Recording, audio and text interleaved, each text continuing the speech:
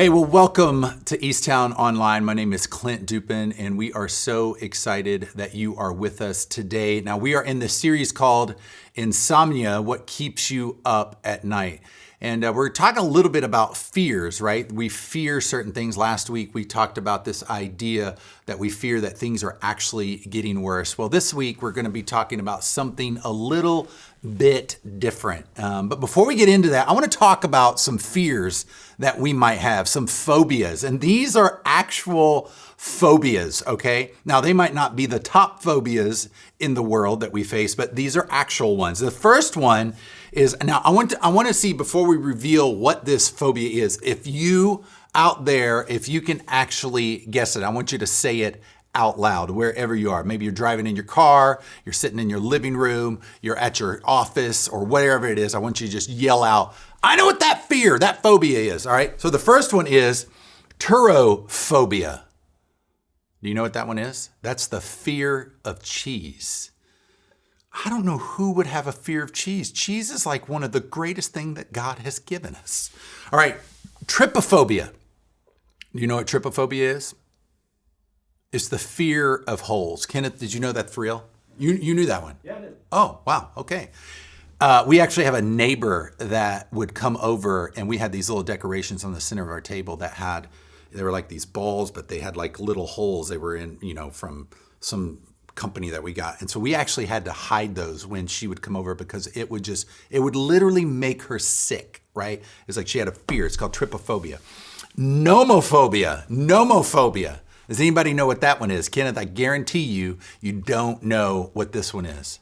It's fear of losing mobile phone service. Yeah, get a life, okay? Let's get control here a little bit. Kenneth, get off your phone. Anywho, here's another one, antideaphobia. Antideaphobia. There's no way you're gonna get this common fear. This fear is what? What do you think it is? No, you're wrong. It's fear of being watched by a duck. That's real. Kenneth, that's real. Fear of being watched by a duck. And then this last one, this is no joke. Penthorophobia. Penthorophobia. Does anybody have a clue what that one is?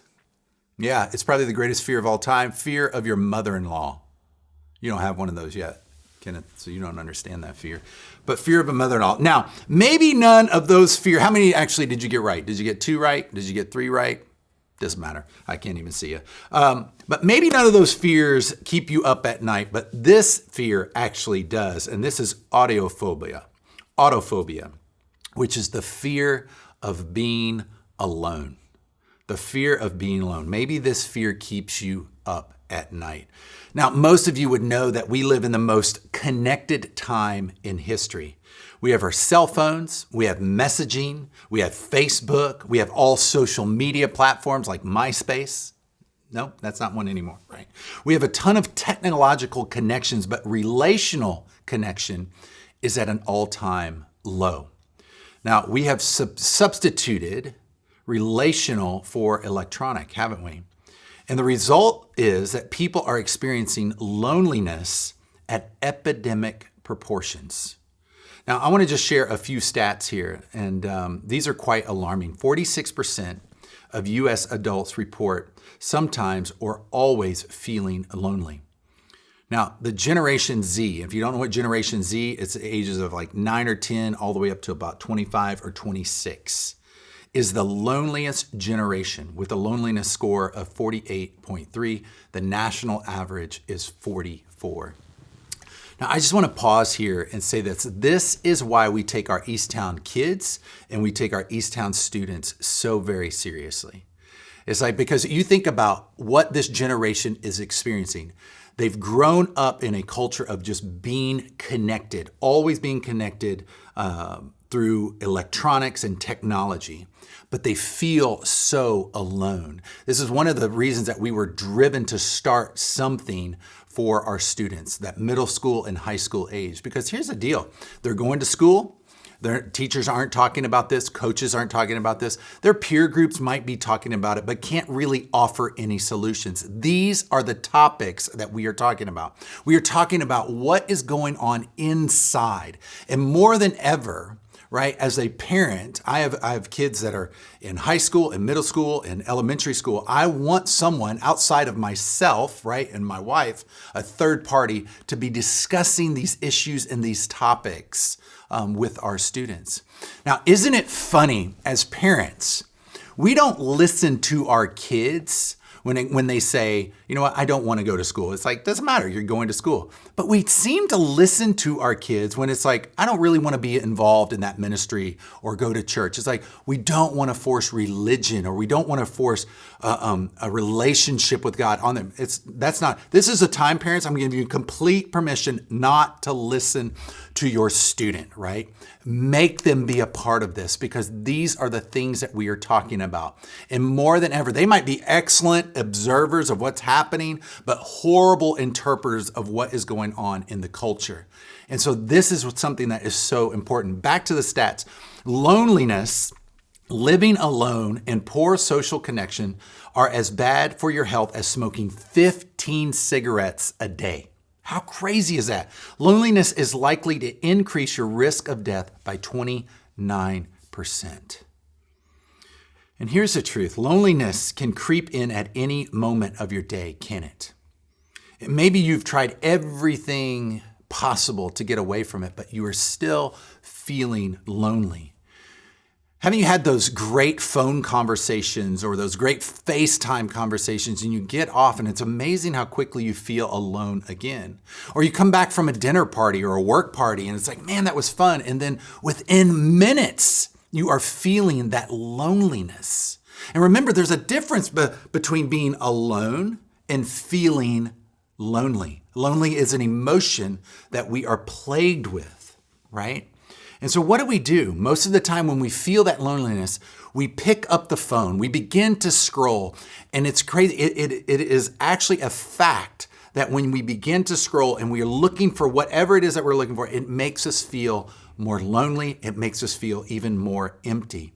That hollow feeling that you get when scrolling doesn't go away. So here's my hope today. Here's my desire today, is that I want to give you the next step in your life to combat loneliness. Now, maybe you would say, I don't really fight loneliness, or I don't have that emotion. Today is going to be still for you, because if you're not dealing with it today, you will deal with it sometime else. Maybe for some of you, you know people that are battling loneliness. I want you to take right now, if you're watching on Facebook or YouTube, share this link on whatever social media platform, because I believe that this can help others, right? Share this with others.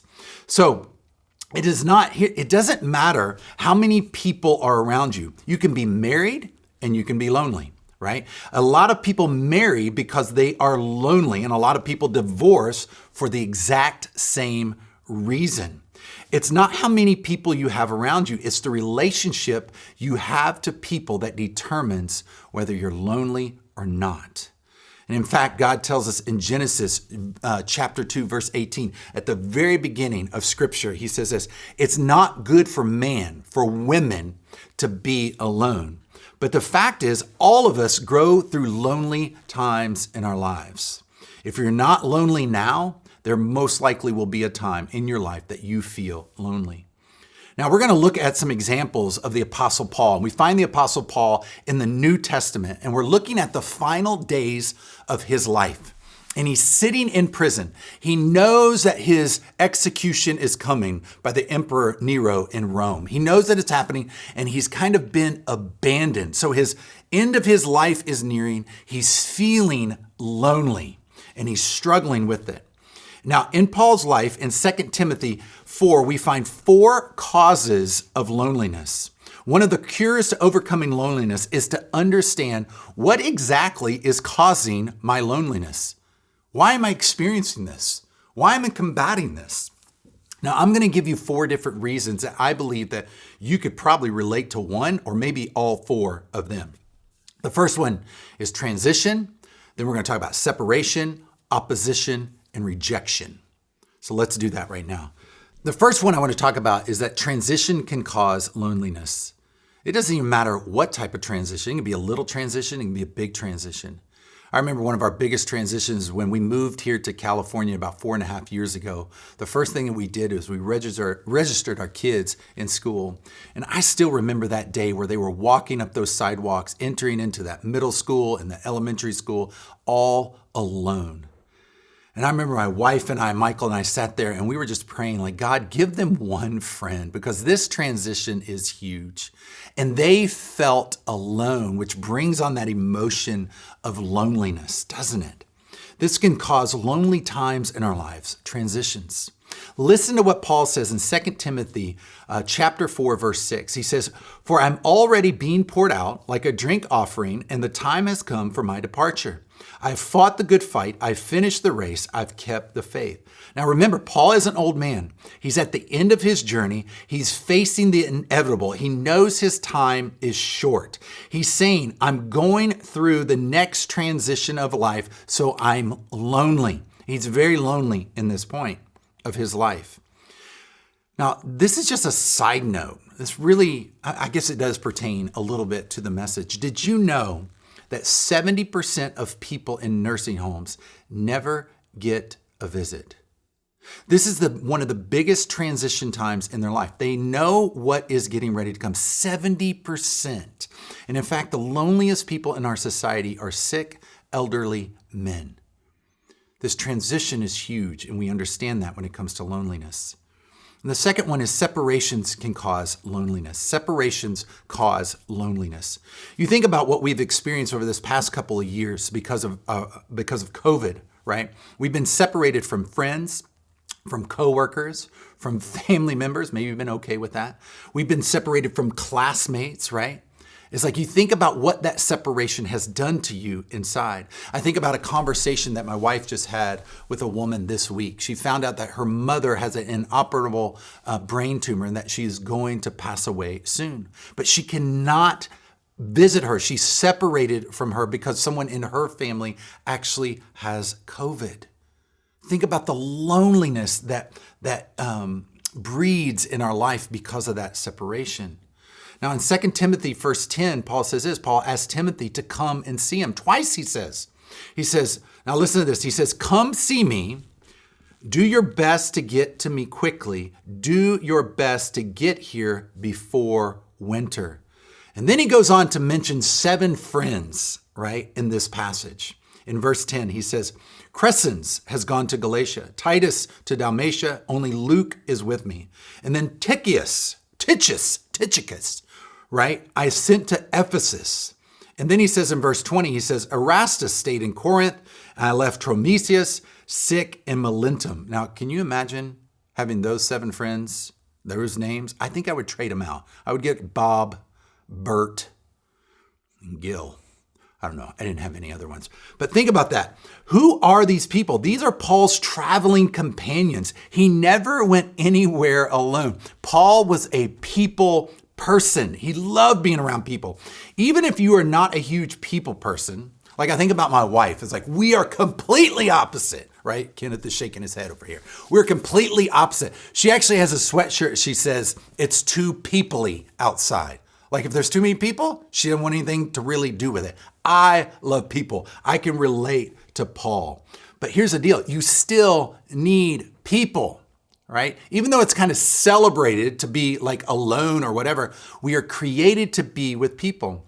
Now here at the end of his life, he's a prisoner in a foreign country. In those days, you couldn't reach out. You couldn't text somebody. You couldn't Facebook somebody. You couldn't message somebody. It's like you were alone. He's all alone and he's by himself. Have you ever had that experience? Have you ever been sitting alone? Maybe you're sitting alone in a vast group of people, a huge group of people, and you still feel all by yourself. I remember about 6 months into our journey here into the Bay Area, starting Eastown, I felt alone. Now we had people around us. It wasn't saying anything negative against my family, but I felt alone. I'd felt like maybe that I'd even made a mistake moving out here, moving our family and starting a church because I had left everyone that I had known. We only knew one family when we moved here to the Bay Area. And it's crazy what can begin to creep in your mind because of separation when it comes to loneliness. It can paralyze you, right? It can start making you think things that are not true because you are there alone and there's nobody speaking into you. He is saying, notice what Paul says. He says, come quickly. He says, I may not be around much longer. What do you need to do right now in this season? Maybe it's not about you. Maybe there's somebody in your life that you know you need to call. Maybe it's somebody that's just kind of been held up for a while that you need to write a note to. You need to write a letter. You need to make a call. Do that today. Don't wait. The third thing is opposition causes loneliness. He says in verse 14, he says, Alexander the metalworker did me a great deal of harm. He said, the Lord will repay him for what he's done. What is Paul saying? Paul said he strongly opposed the message that he was giving. This guy, Alexander, is opposed not just to the message of Paul, but to Paul himself. It doesn't say necessarily what he did. Maybe he slandered his character. Maybe he began to spread rumors or turn people on Paul, right? But whatever he did, he was opposing Paul. And all of Paul's friends were not there to console him, to give him what he needed in that moment. Maybe you've experienced this at work or even at school, is where in a moment a friend can change on you. In a moment, the whole situation, because of something that you have done, maybe even stood up for, it caused opposition. And you felt like, man, like, is anybody with me? I feel all alone. You know, on this Monday, we're getting ready to celebrate Martin Luther King, Dr. King. And I think about something that even his own daughter said. She said that many pastors and leaders of today that quote her father were opposed to him when he was alive. And think about this is that opposition usually breeds loneliness, doesn't it? Loneliness, and in the case of Dr. King, loneliness, listen to this, loneliness and political isolation loomed large for Dr. King. J. Edgar Hoover, who was the head of the FBI, said he was the most dangerous man in America. Even President Johnson turned on Dr. King. Fellow Christian ministers, white and black, closed their pulpits to him. Young revolutionaries dismissed and tried to humiliate him with walkouts, booing, and heckling. Life magazine, echoing Time magazine, the New York Times, and the Washington Post, all bastions of liberal establishments, trashed King's anti-war stance. And in fact, people say that when Dr. King died, when he was murdered, he was one of the most hated men in America because of his message. It's lonely to be misunderstood, to be embarrassed, to be criticized. The temptation is to withdraw into a shell, to build a wall around you. Say, I'm not going to let anybody hurt me. And that is the wrong thing to do. And the last one here is rejection causes loneliness. This is the most painful cause of all. When you feel like you've been betrayed or abandoned or let down or forsaken, what happens? You get lonely. Paul felt deserted. When things got going tough, everyone deserted him. 2 Timothy 4:16, it says, at my first offense, right? In other words, what he was saying, when I went to trial before Nero in a Roman court, no one came to support me, but everyone deserted me. Now, this has got to be one of the most amazing verses, the most amazing scriptures in the Bible, because Paul, who is single-handedly spread the entire gospel to the Mediterranean, right, to the world, the greatest Christian who ever lived next to Jesus himself, at the end of his life is broken. He's a lonely man in prison. And he said, when he went to court, everyone bailed, all of his friends, right? He could have said, is this what I get for 30 years of my life in ministry? But he didn't have a pity party. He felt deserted. Nobody would speak to his defense. Rejection causes loneliness. Listen to this truth. Rejection is the most devastating thing you can have that hurts a person. This is why God hates divorce. This is why God hates adultery. At the root of it is rejection. And God says you have an emotional need for acceptance. Now, Paul has every legitimate reason for being lonely. Loneliness is so painful, we'll do anything to try to get around it.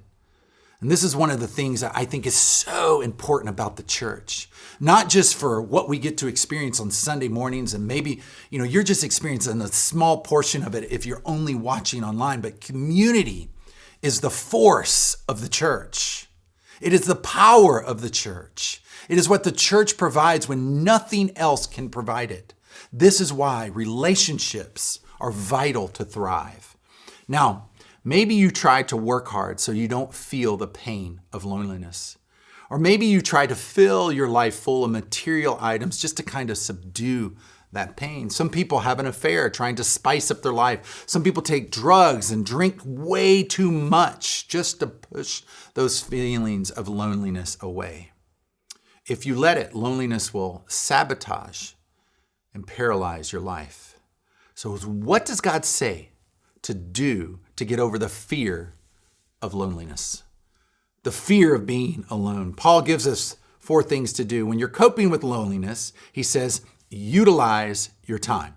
He says, utilize your time. The first thing you do, you make the best of a bad situation. You resist the temptation to do nothing. You think of creative ways. Think about this. Think of creative ways to take advantage of the situation, right? So in 2 Timothy chapter 4, 13, it says, when you come, bring the cloak. So he's talking to Timothy. When you come, bring my coat I left with Carpus, and bring my scrolls, especially the parchments. Bring my jacket, it's cold. Bring my books so I can study, right? Paul refuses to sit around and mope, right? He's lonely. He's in a dark, damp prison cell in a foreign country. He's not complaining.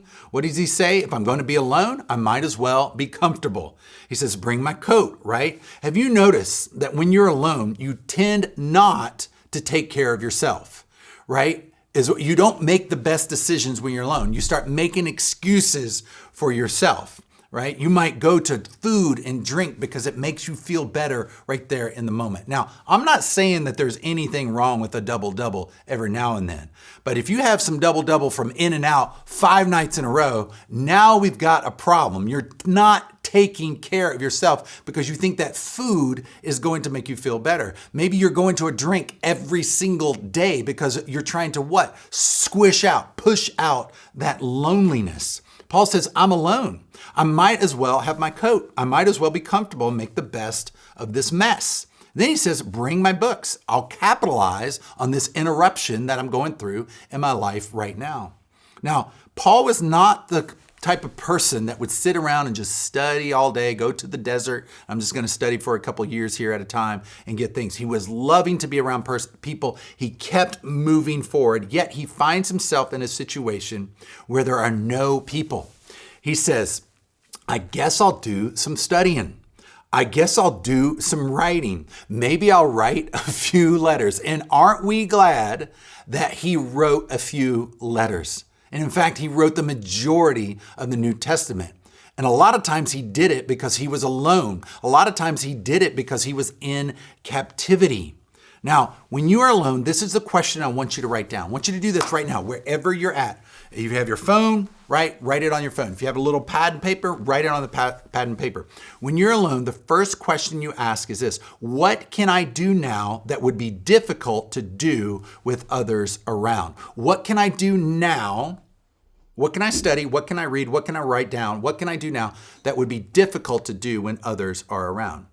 I think I go back to Dr. King. I think about when he was in jail, right? Is you get some of the best writings for the civil rights movement, right? And now we call them letters from a Birmingham jail. They're absolutely amazing. He took advantage of being alone. So utilize your time. Second thing is minimize your hurt. Minimize your hurt. Rick Warren says this. He says, you play it down, you pray it up. You play it down, you pray it up. What does that mean? You don't rehearse it over and over in your head. You refuse to become resentful. I want to talk about that just for a little bit. You don't allow bitterness to grow, right? Bitterness is like yeast. It starts out small, but it begins to spread. Bitterness and loneliness often go hand in hand. Paul's attitude is in this verse. Listen to this in verse 16. At my first offense, there in court, no one came to my support, but everyone deserted me. And listen to what he says right here. May it not be held against them. He's having to tell himself this. He's having to write this down because he knows because of his loneliness, resentment and bitterness can begin to thrive in his life. He says, I'm not going to become bitter. I'm not going to become resentful. Resentment only makes loneliness worse. It makes you lonelier. Resentment locks you in a self-imprisoned situation. It builds a wall around your life. It drives people away. It makes you a cynic. And nobody wants to be around a cynic. So when you get bitter, you become lonelier. And the more lonelier you get, the more bitter you get. It's like a cycle in your life. Utilize your time. Minimize my hurt. And the third thing is this: recognize God's presence. Recognize God's presence. Recognize God's presence. Verse 17, he says, I was alone, but the Lord stood by my side and gave me strength.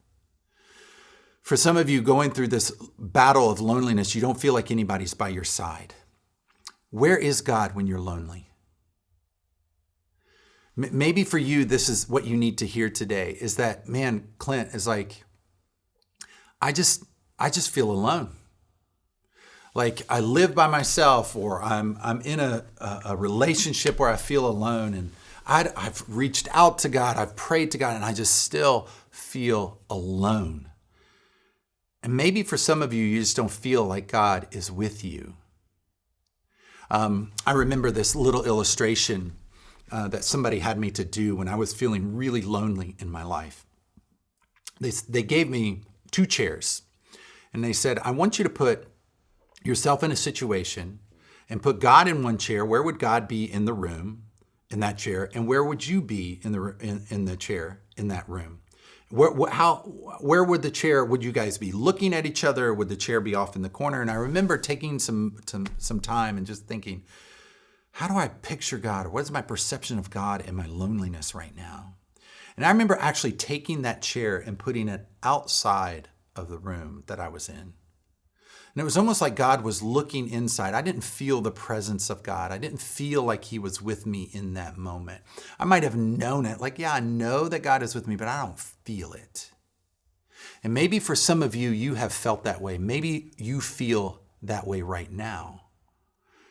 That you don't feel like God is walking beside you. I don't care if you're a follower of Jesus, you can even feel that loneliness. Maybe for some of you, it's been really hard for you to admit that as a Christ follower. So what about you? Do you feel like he has left you? And maybe today, just like I said just a few seconds ago, today, this is what you've needed to hear. He has not left you. He is with you. Do you know this is one of the most important themes that we see threaded throughout the Old Testament and the New Testament? And in fact, it says it over 360 times. Fear not. Fear not, fear not, fear not. I am with you. It doesn't say, fear not, you'll never go through any hard times. It just says, fear not, I am with you. In Deuteronomy, it says, the Lord himself goes before you and will be with you. He will never leave you nor forsake you. Do not be afraid. Do not be discouraged. And later, Jesus in the New Testament says, I will not leave you as orphans. I am always with you. I am always with you. I would say for some of us that we have some triggers in our life that make us feel lonely and scared, don't we? You need to recognize God's presence in your life when you experience the fear of being alone. Loneliness is a signal that says it's time to get to know God better. Ooh, that's good, right? Instead of accusing God and being angry at God, maybe it's an opportunity to explore God more, to get to know who God is in those moments, right? So utilize your time, minimize your hurt, recognize God's presence. And the last but not least is this one. Emphasize others' needs. Emphasize others' needs. Emphasize others' needs when you are lonely. You need to focus on others outward instead of inward on yourself. right? We need to have this. Yeah, Jesus spent time alone with his Father to prepare himself to go be with a broken world outside, right? His focus was on others. Maybe for you, loneliness is a decision. I'm not saying that this is for everyone, but a decision that you're choosing to be lonely. I think about for me is that I go back to that story of me sitting by myself, having a pity party saying, I don't have community. God, why would you bring me out here? I don't have the friends and the network that I used to have. And I remember God very clearly indicating to me is like, you can either sit here or you can go do something about it. You can either sit here or you can go create community. Because here's something I tell our team all the time. Community is a privilege. Community is a privilege. Some of you have community and you've kind of just like, I'm good, I'm done. I don't need to create that for others. I don't need to look out anymore. So what is Paul saying here? Paul's even in his dying days is focusing on other people rather than having a pity party looking inward at himself. Verse 17, it says this, so that through me, the message might be fully proclaimed and all the Gentiles might hear. He's still thinking about all the people he's wanting to reach with the good news. I'm not just focusing on me. I'm getting my eyes on other people. His life goal to the end is I want to help other people. Now, the past 2 years, I think COVID, Omicron, the pandemic has done something really crazy to our society. We hear things like social distance. We talk about quarantining and what has it done to our lives? And for good reasons, we needed to social distance. For good reasons, we needed to quarantine. And for some of us, maybe we still need to because of sickness or our current state of health. I'm not saying anything against that. But what I am saying, it's caused our focus to turn from outside to inside, to look at ourselves. It's caused a real selfishness. I know this because it's actually done this to me. This is not who we were created to be. This is not how we are supposed to live. We become so inward focused and less outward. As a result, mental unhealth has increased. Divorce rates are skyrocketing and suicides are at an all-time high. Last week, I shared something in the message and I said, one of the things that Jesus lets us know is that there always in this world will be troubles. It's when trouble happens is when we need community more than ever. There is a tendency to only want community when things are good, when we've kind of stabilized, when we've kind of got structure again in our life. But that's not true at all. More importantly, we need community more than ever when times are rough and times are hard. And in fact, for those of you who are parents, we need to be showing our children this healthy version of community, that you need it, that I need it. I'm not talking about the community you receive at work. I'm not talking about the community that you receive maybe, somewhere at the bar. I'm talking about one where you're surrounded by people that can actually meet the needs that you have, that can lift you in prayer, that love Jesus and love you at the same time, that pull the best version out of you, and that you can do that for others. I often imagine it like this. It's like right now we're trying to hold up so much on our own. And when Clint talks about, or Eastown encourages me to be a part of an Eastown group or some type of community, I just think of it as adding more to my plate, adding it more to the thing that I'm trying to hold up. It's not that at all. And in fact, it's all about inviting others in. It's in fact inviting you to be a part of other people's lives where you're helping hold that up. They're helping you hold yours up as well. I was listening to this TED Talk and it was so good. And she was talking about loneliness. And she was talking about how she discovered her life's purpose was to help other people not be lonely. And it happened on an accident. And in fact, she was trying to help this one man. He was wanting to go on a date and he didn't have anybody and he was all alone. And so she got a couple friends together and she goes, we're going to create a party for him. Let's do it. So she would go to these random people and said, do you want to be a part of a party? Do you want to go to this party? She really didn't even have a party to invite them to, so she made it up. About 25, 30 people showed up at this party, and she said it was one of the greatest times that they ever had. In fact, the guy that she was trying to set up on a date, he didn't find anybody. So anyways, but she said almost every person came to her and said, this has kind of met a need that I have. And in fact, I have other needs. It would be great, man, if we could do this more often. She's like, well, why not? Let's create something like this every week. Maybe it's not a party, but it's just a get together and talk about our needs and see if we can meet them. And I just want to share a few of those funny needs that were brought up in a group. And this was in New York City years ago. And she talked about them sitting, and one lady raised her hand. She goes, I don't know, I've always just had this desire to hold a chimpanzee. She's like, what? And she goes, yeah, I've just had this desire and I just don't ever think I'll be able to do it. And she said, some other person put their hand up and he goes, I have access to chimpanzees. She's like, oh, I don't know if I want to know what you do if you have access to chimpanzees. And he goes, I have access to giraffes, lions, chimpanzees, rhinoceros. She goes, when movie companies come into the city, we're actually the people that they rent animals from and trainers. So why don't you come down one day and I will connect you with some chimpanzees. You can hang out. I'm like, okay. Another lady raises her hands and she said, all I've wanted to do is to dance with Patrick Swayze. Like that's been my lifelong dream. And I actually feel like I'll never be able to do it. Person raises their hand. I own a dance studio and Patrick Swayze has been dancing there for years. Why don't you come on Monday night? And I will introduce you to Patrick Swayze and you can dance with him.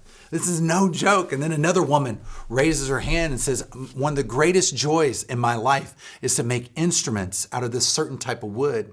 And now I have no access to this wood anymore. The last tree in the area has been cut down and I do not have access. And another person raised their hand and said, hey, what is that type of wood that you need? And she said some Latin weird word for a name of the tree. And she goes, my friend owns a farm in Australia and he has access to all of those type of trees. I'll connect you with him. And I was just sitting there thinking about this. Now, I know nobody wants to dance with Patrick Swayze. Well, you actually can't anymore, right? It's like none of those things. But here's the thing. A lot of us have these things inside of us that we need that can only be met within community. And maybe you think that there's certain things in your life that you need or want that will fill that hole in your life, that will give you what you actually need. But maybe it's within community that you discover it was never about that. Maybe it's something different. Maybe it's actually me providing something for someone else that will fill that gap, that vacuum in my own life. Maybe in community you experience the power and the transformation that prayer can bring to your life.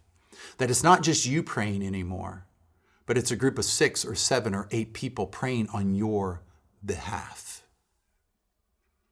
I look at this and I think about the emphasis on others will actually help defeat whatever that is going on inside of you. Maybe today you're feeling lonely and you have been experiencing that feeling for quite a while. You say, I'm lonely. And here's what God wants you to know. He understands how you feel. Jesus experienced loneliness at the time that he was ending his ministry. You think about his last moments here on earth where he spent knowing the next day he was going to be crucified, he was going to be murdered. He takes 3 of his best friends, and in that moment of loneliness, his friends kind of just drift off asleep and he's feeling lonely. In that hour he needs them the most, they fall asleep and he's lonely. He's facing it himself as he hangs on the cross. He says, even to his own Father, my God, why have you forsaken me? He knows loneliness. He knows what you're feeling. And he cares about you and I, and he can help relieve that loneliness. When you invite Jesus into your heart, you will always carry that permanent companion with you. You will never be alone. Maybe some of you are believers and you suffer from loneliness. And the reason is that you are kind of just sitting and not really giving of yourself. Maybe today is the day that you said, hey, I'm going to start giving myself. I'm going to start not looking on the inside, but looking outside and start serving others. The world is filled with lonely people. This is why the church exists, to not only alert us to this, but to be the solution. Alcohol and drugs will never fill that void. Sex will never fill the emptiness. Counselors will tell you the number one need in our country is loneliness. Today might be the day you invite your forever companion in, but it also is the day that you might be saying, I need to be a friend for others. Where you live, where you work, and where you play. Let's pray. God, we come to you in this moment, and I know that there are many people that are struggling with loneliness and being alone. Lord, you promise to be with us. You promise never to leave us nor forsake us. Even though we feel alone, you are there with us. Lord, give us the courage to step out and take some of these steps to fight this fear of being alone. In your name, amen. Hey, thank you for being with us today. We're going to continue on with this journey of insomnia, what keeps us up at night next week. In fact, we're talking about parenting because I think I run into parents all the time who have this fear is like, I'm doing it all wrong. I'm messing it all up. So don't miss next week's talk. We look forward to being with you.